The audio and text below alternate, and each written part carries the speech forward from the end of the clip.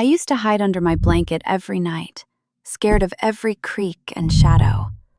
So I whispered, "God, can you make the night not scary?" And you know what happened?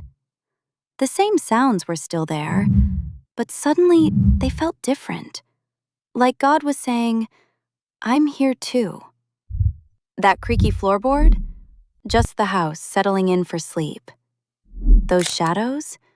Just furniture being furniture.